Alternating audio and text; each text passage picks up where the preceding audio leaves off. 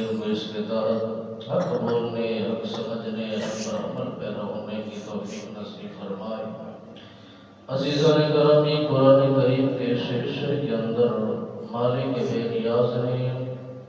اپنے محبوب مکرم محمد مصطفیٰ احمد مجتبیٰ صلی اللہ علیہ وبارک وسلم سرکار کے معراج کا ذکر خیر فرمایا۔ رب بے نیاز نے فرمایا، پاک ہے وہ ذات جس نے سیر کرائی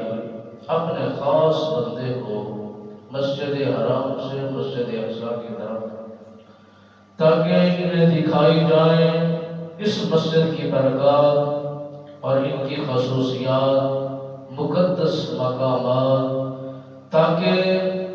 یہ سمجھیں کہ اللہ کے برگزیدہ وہ محبوب لوگ جنہوں نے دین اسلام میں اپنے آپ کو پیش کیا اور دین اسلام پر کام کیا، ان کی مزارات، ان کی تربتیں، انہی کی قبر مبارک مسجد حرام مسجد اقصی کے ارد گرد برکات اس لیے رکھی ہے تاکہ آنے والے کو اور رہنے والے کو اس کی برکت حاصل ہو سکے۔ اور مسجد، ہر مسجد ایک جیسی نہیں ہویا کرتی، ہر مقام بھی ایک جیسا نہیں ہویا کرتا، اور کسی اہم جگہ کا ذکر خیر جب کیا جاتا ہے تو اس میں کوئی نہ کوئی حکمت ضرور ہویا کرتی ہے اور کوئی نہ کوئی وجہ ضرور ہویا کرتی ہے۔ میرے خالق و مالک نے اپنے محبوب کبریا محمد مصطفیٰ احمد مجتبیٰ صلی اللہ علیہ وبارک وسلم سرکار کو یہ شان بخشی ہے، یہ عظمت و مقام عطا فرمایا ہے۔ اس سے پہلے کسی نبی، کسی رسول، کسی پیغمبر کو اتنا بڑا اعزاز، اتنی بڑی برکت حاصل نہیں ہوئی۔ جناب حضرت آدم علیہ السلام سرکار کو رب بے نیاز نے ابو البشر بنایا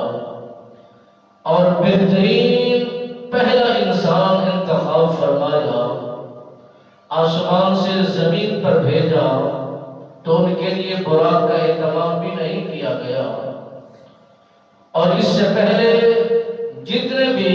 انبیاء و رسول، پیغمبر خدا،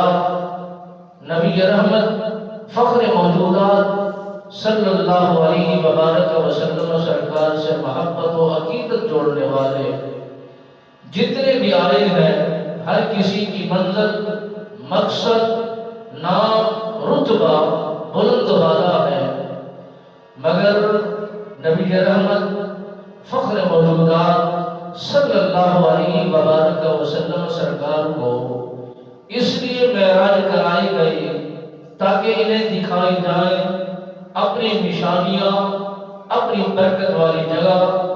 اور اس مقامات کا ذکر خیر جہاں پر اللہ کے وہ محبوب مدفون ہیں۔ اپنا کام کرنے کے بعد برکات ان کی جاری و ساری ہے۔ رب بے نیاز نے فرمایا، پاک ہوں ہر عیب سے، ہر غلطی